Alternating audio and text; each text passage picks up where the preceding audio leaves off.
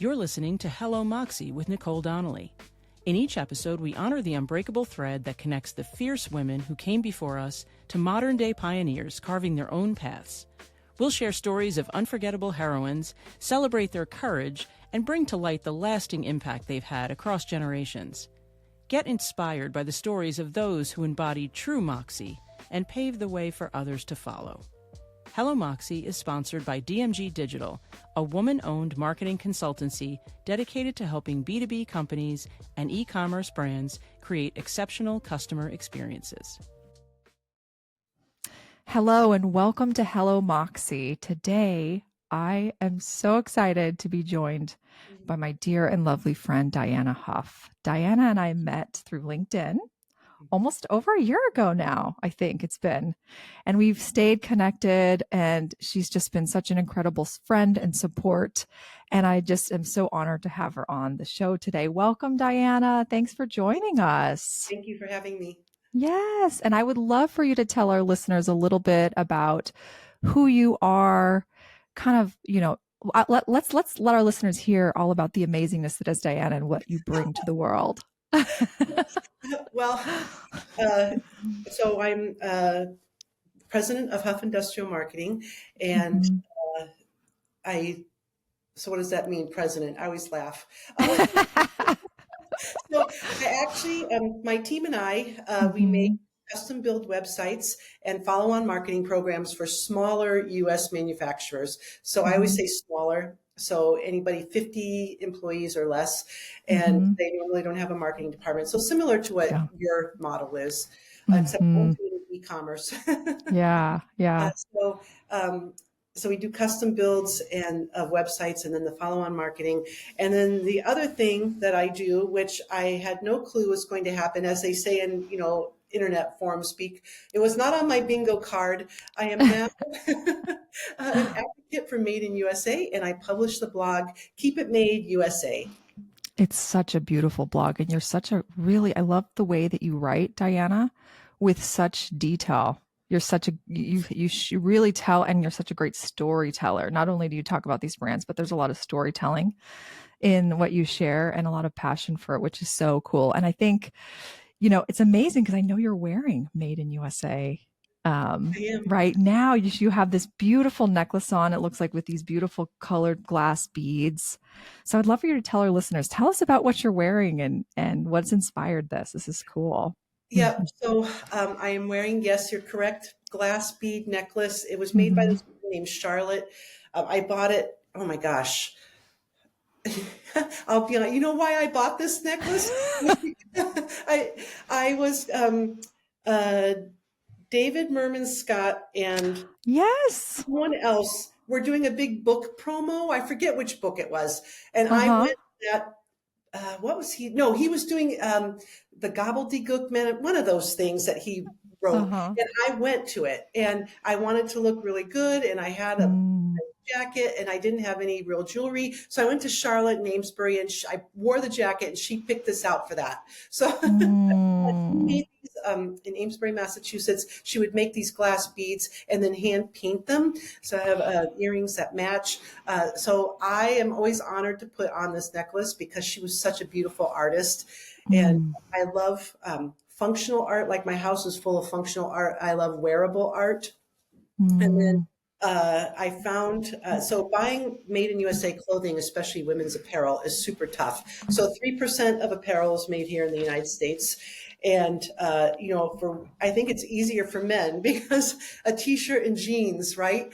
But for women, we have all these accessories and colors and, outfits and functions. Yes. It's really hard. And so I found this woman, Sarah Campbell, who her headquarters are in Boston. Since 1985, she's been creating, she did private label clothing for like Talbot's. And then and then once all of that got, all the work got shipped overseas, she lost all these clients. And so instead of giving up, she now designs her own clothing line that you can buy in her retail locations. She now has 21 retail locations up and down the Eastern Seaboard. It's an amazing story. And her income, so when that happened in 1985, 20 million down to 7 million. And she didn't give up. She just regrouped, and now she has these stores. So you can go into these little boutiques, which are, I went to the one in Concord, Mass. It was like, yes, yes, yes, yes, yes. She has the online e-commerce. Mm-hmm. Her sweater.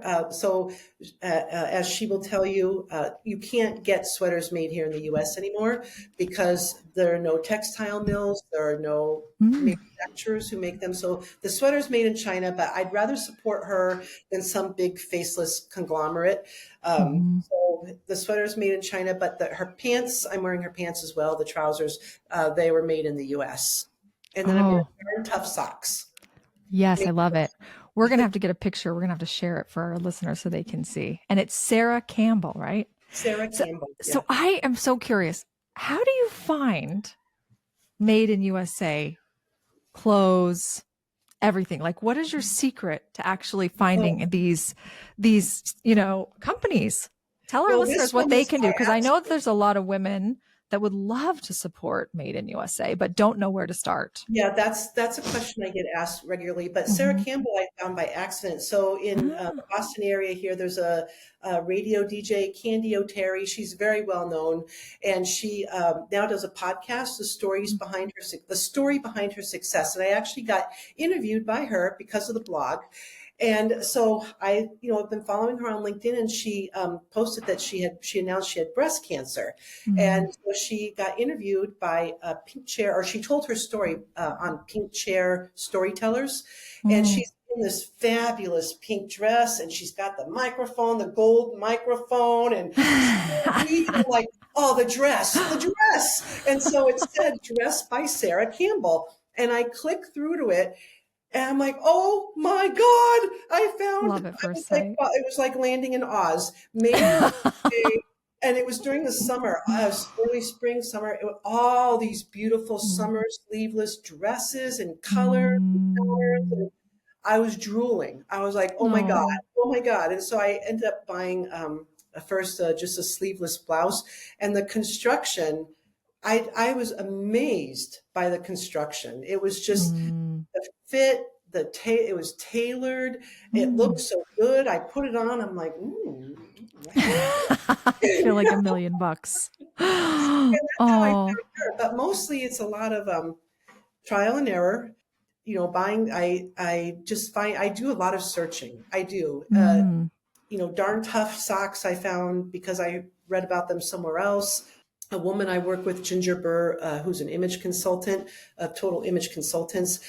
She's vegan. So when I was working with her and I said, I need some help finding clothes, but can we find Made in USA as much as possible? She's so used to searching for vegan. She was like, sure. So she helped me find a lot of lines. So I actually have a post on my blog about women's apparel and various lines of clothing that are made here. But it's tough. It is really tough. Very cool. We are going to have to share that we'll share it in the show notes for folks that are looking for that. That's such a wonderful, wonderful, amazing resource. Love it. Well, I have to tell you, Dianna, I was reading this. This is one of my favorite poets. I'm not sure if you're familiar with Mary Oliver. She's a beautiful poet. I love this book. It's called Devotions. And so I love to read her poetry in the morning, and I'm drinking my tea before I start my day. And so I was reading this poem, and it made me think of you because I know you just have this love for reading. Every time we talk, you're always telling me about what book you've read recently, and you're always giving me such great recommendations of books to read that I just love. And so I read this poem, and it lit me up. I was like, this is for Dianna, so I'm going to read it to you for our listeners. Okay. It's called The Loon. Not quite 4 a.m. when the rapture of being alive strikes me from sleep, and I rise from the comfortable bed and go to another room where my books are lined up in their neat and colorful rows. How magical they are.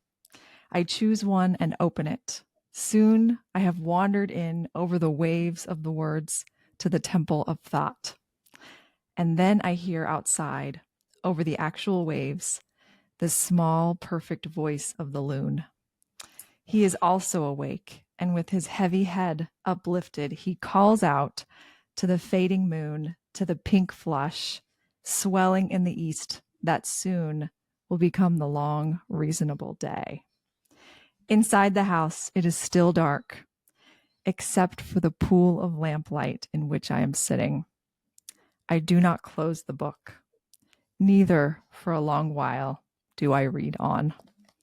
Oh, it's so beautiful. Oh, that's beautiful. Thank you. So beautiful. I love books.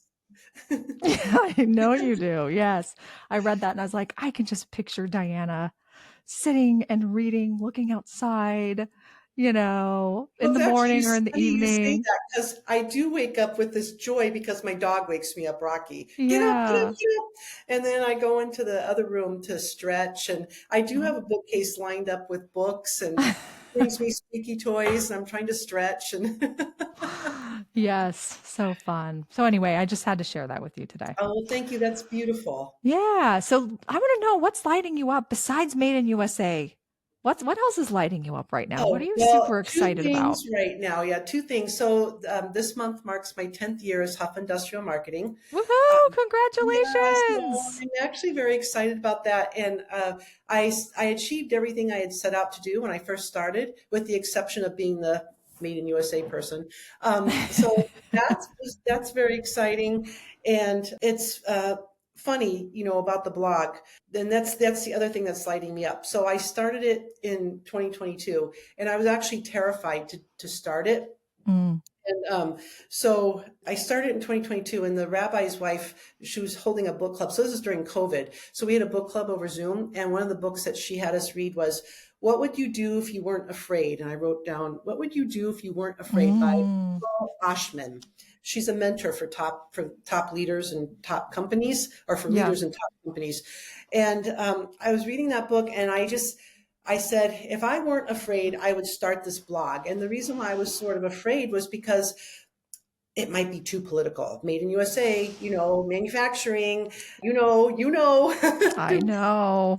Might be too political, but I wanted to do it, and I was super afraid, but I did it. I had a photographer come in, take a picture, and so I started the blog, and since then I have published close to 20 interviews with people whose companies make things here in the United States, and I've done a ton of product reviews. I've done even more than that don't even make it to the blog. I'm not a paid influencer. I'm not paid to write these things. If I don't take requests. People can't send me free stuff. If they offer me free stuff, I say no. I'll accept like a friends and family discount, but I pay for everything. I do. And so what's really lighting me up right now, just recently, is because last week I posted that write-up about Sarah Campbell. Yes. And it took me hours and hours to write. I did research. I went to the store. I read that book I told you about, When Women Ran Fifth Avenue. Yes. About the fashion industry. So, and I used to make my own clothes. So I just put my heart and soul into this write-up. And after I published it, I thought, because I was so in the flow, I thought, this is it. This is what I want to do. This is my calling. Yes, I have Huff Industrial Marketing. And I love working with manufacturers and telling their stories, but this is what I want to do.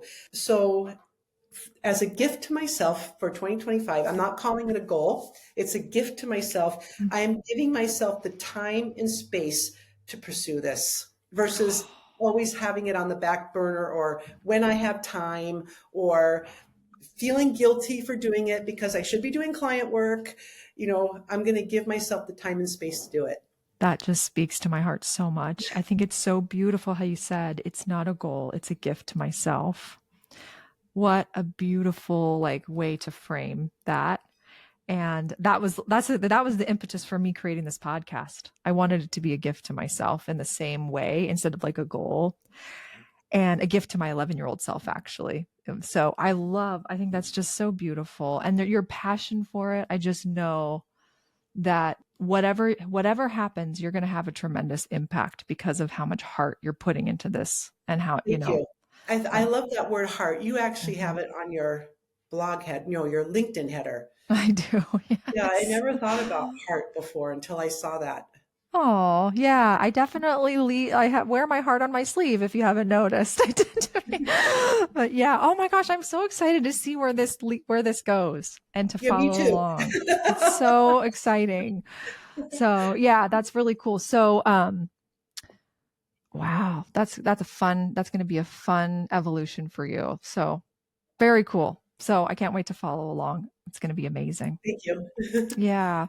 And I do have to say, you have been in business now for 10 years, you said? Over 10 Well, years? I've been in business since 1998, but My before Huff gosh. Industrial Marketing, I was DH Communications and I was a Uh-huh. freelance copywriter. Yeah. Oh So, my gosh. yeah. So then in And you did 20, freelance copywriting for some really, really well-known marketers. Really well-known marketers. I remember you I telling did, and I me. walked away from all of it, and everyone thought I was crazy. Tell me more. Why did you walk away? So I was doing, so I started off in 1998, and then Mhm. in 2001, the dot-com bust hit. And I Mhm. lost all my clients because I was working with all these startups. Not that I had that many because I was still relatively new. And then someone called me and said, I've been searching all over for a freelance copywriter. Do you know your website's not optimized? And I'm like, what the hell is that? And so I started doing all this Oh, research. This was when no one knew yeah. about it. So I started doing all this research and figured it all out. And this was before Google Ads. The Google Mhm. search engine was just coming in. There was still Alta Vista and Yahoo and Wow, all these yeah. things. Alta And Vista. I know. Oh.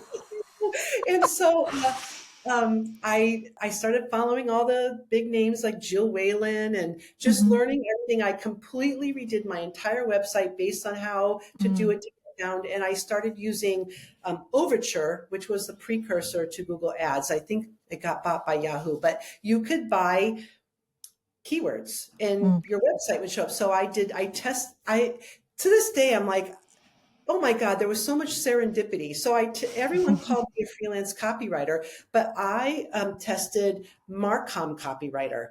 Do you know, as soon as I started doing that, leads were flying in the door. Wow. And Oh.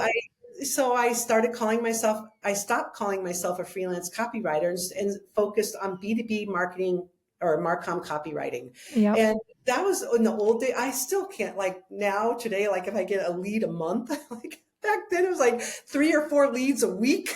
I was so Wow. It busy. was like the early days when it In wasn't the so early hard. days. Yep. Yeah, and then Mhm. big companies like Thermo Fisher Scientific and other companies were having me come in to teach SEO. And, Wow.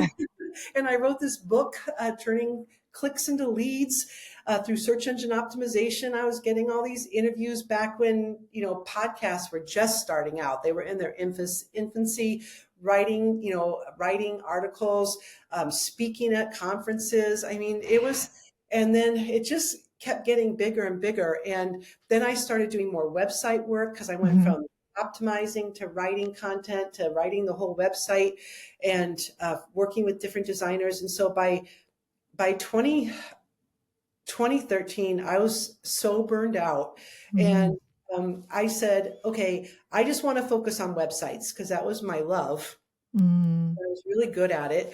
And so I made this huge switch and crashed and burned.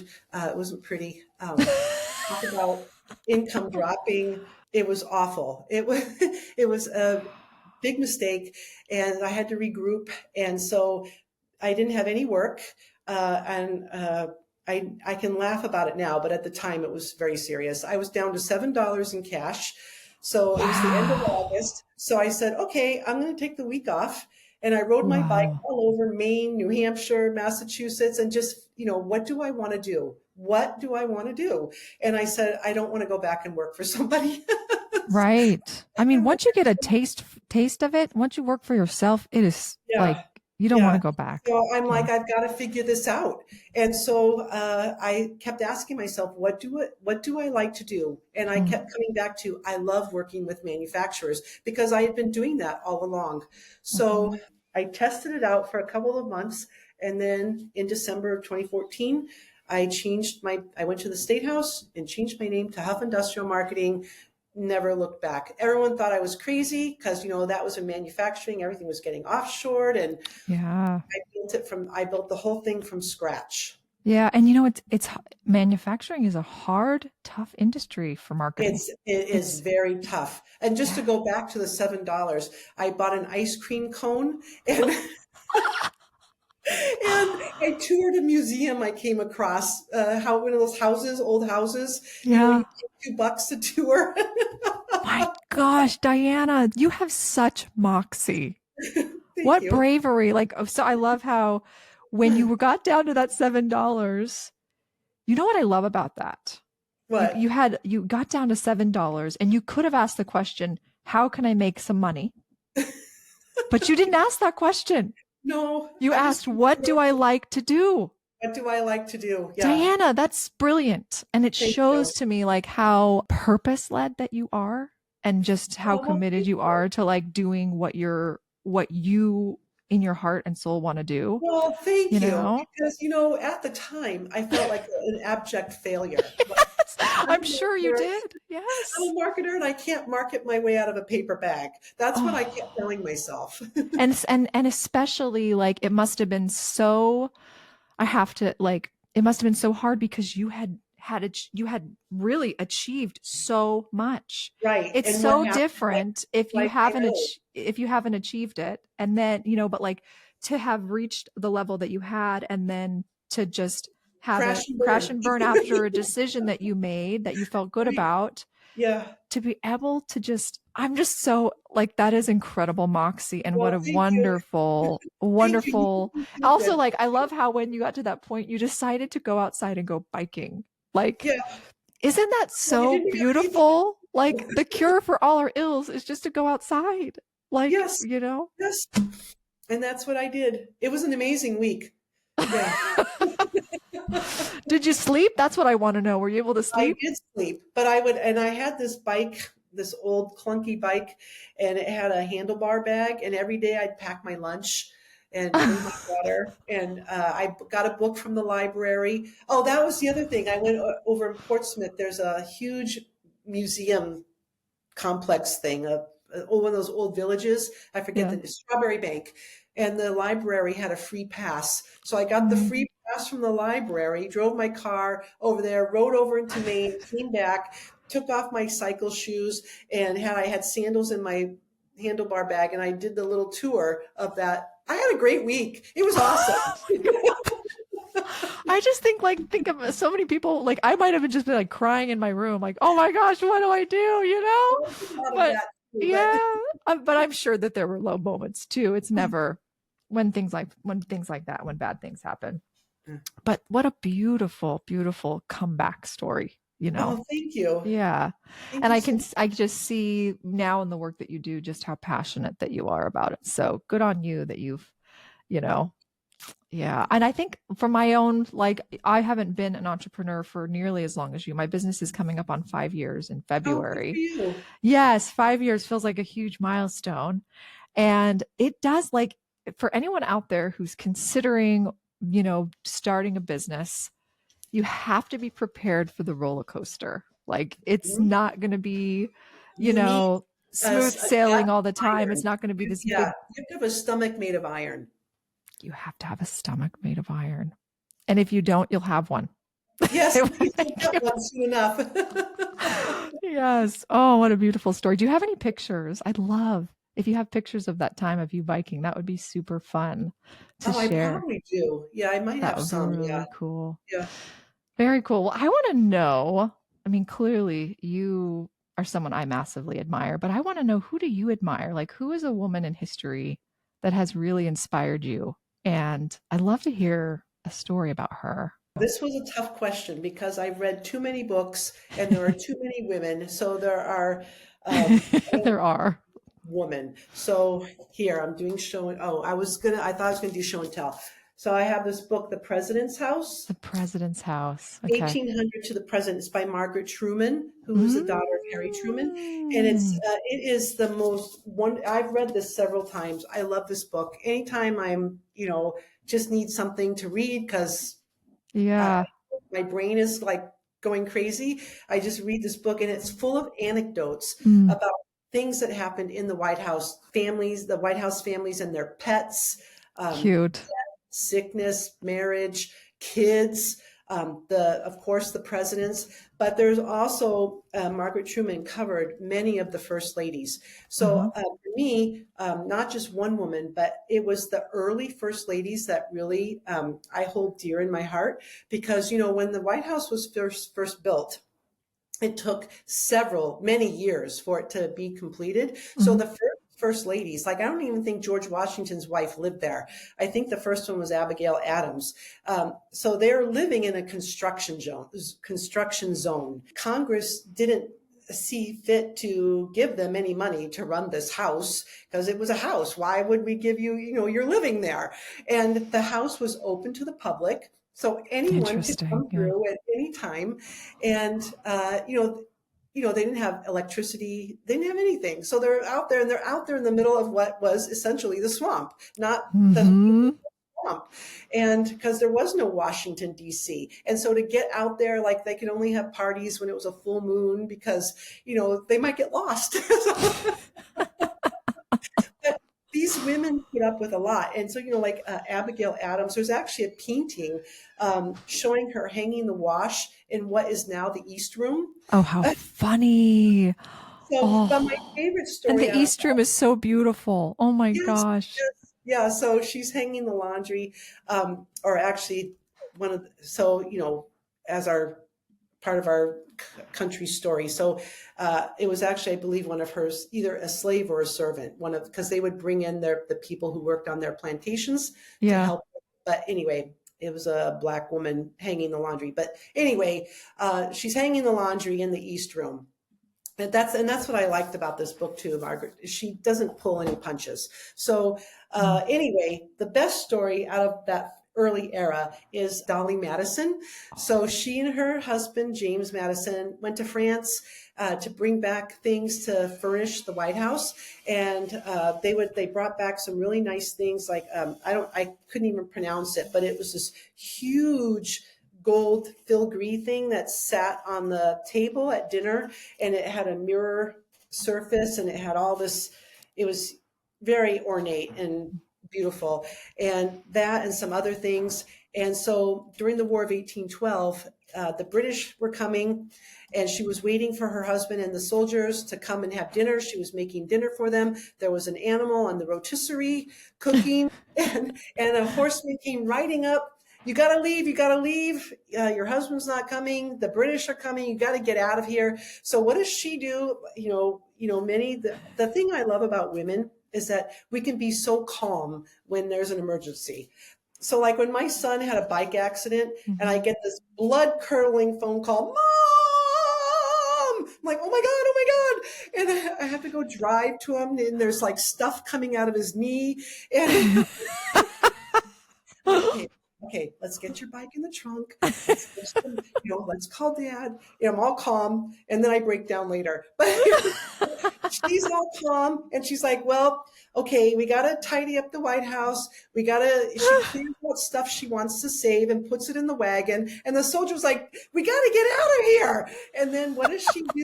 She saves George Washington. So there's the big portrait of George Washington, the official portrait, which was nailed to the wall. So she broke the frame and took the canvas out and saved it. And then she said, okay, now we can go. And then the British came and burned down the house. Wow. So that's why I love that story. That's incredible.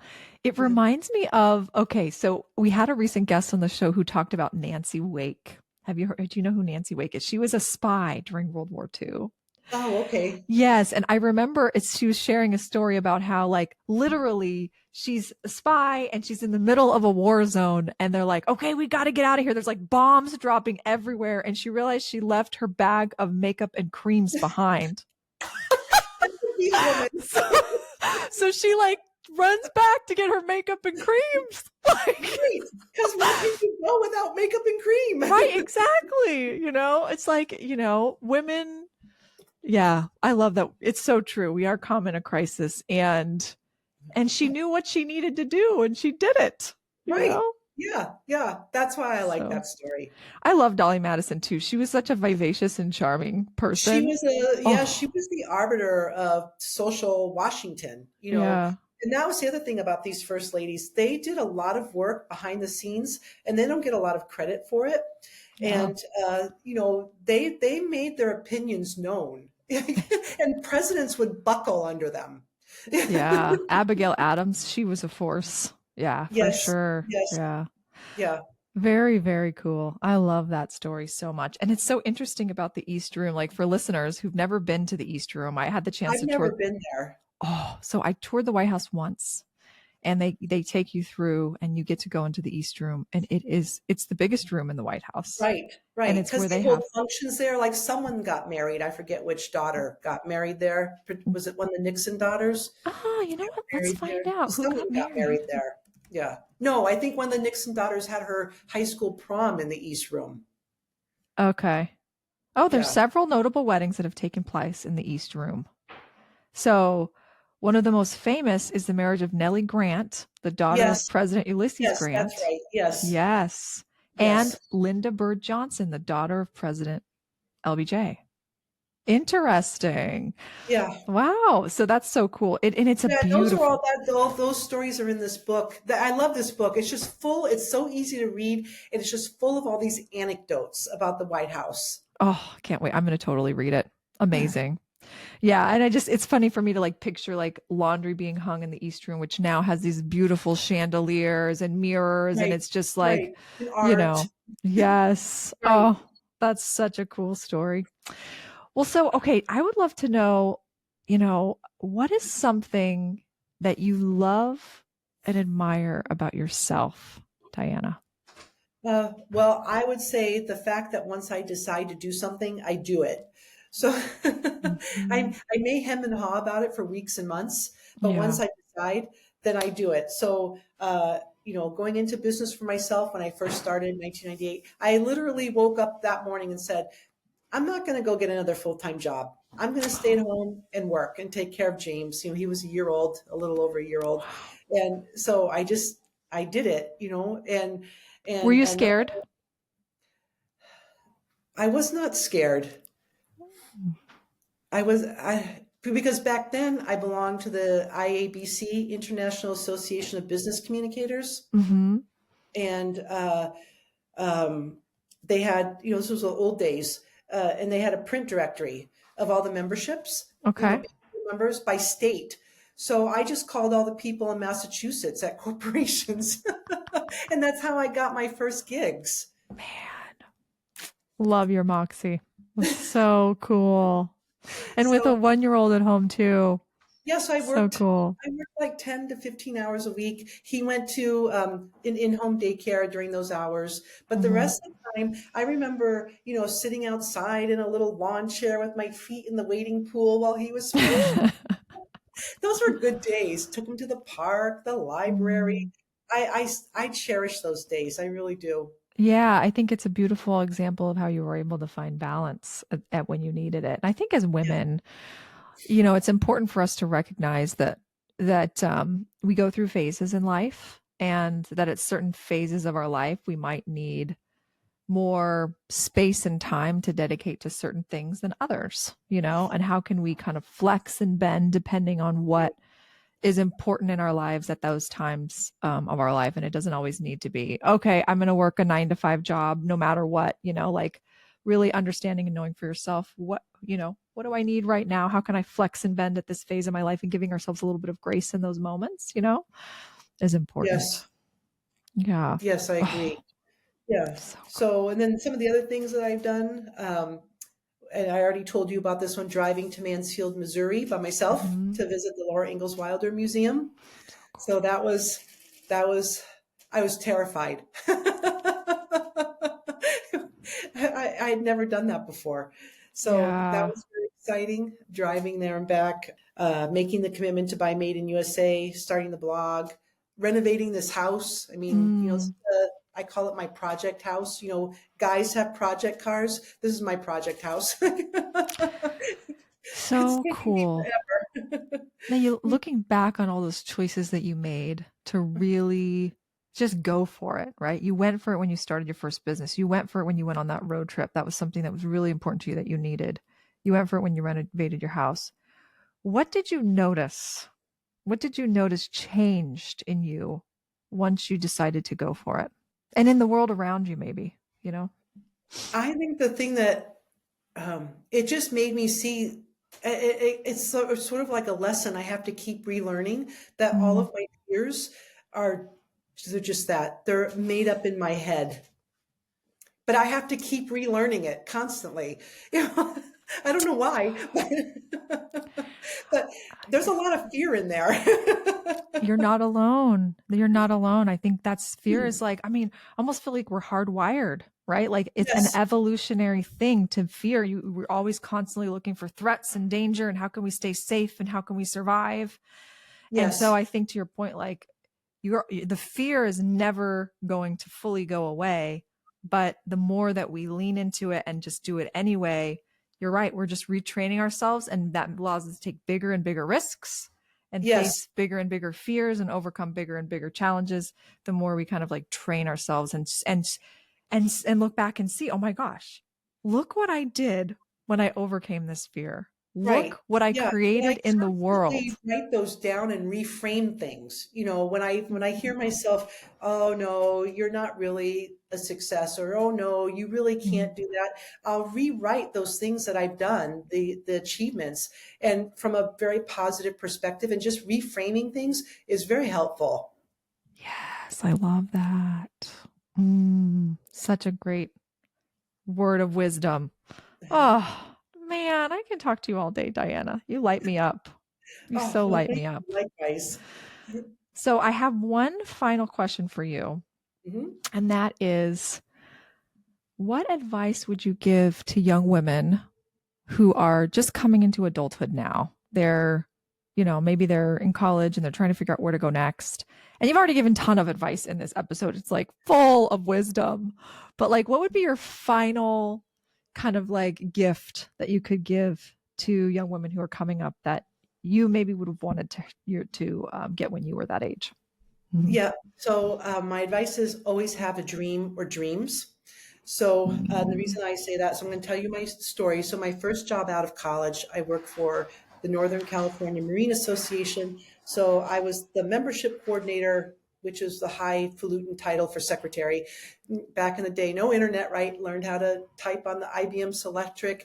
And so one day I'm typing up the association newsletter, and a woman who worked in the office would write it. And I'm thinking, this is so deadly. This is so boring. This is so bloody awful. And I'm typing. And I said, is it okay if I write a story for this? And she's like, oh, please do go. So I was the membership coordinator. So I started interviewing members, Mm. writing their stories, and they would get put in this newsletter, and people started calling, well, can you interview me? And that's where I feel like I found my calling, right? Mm.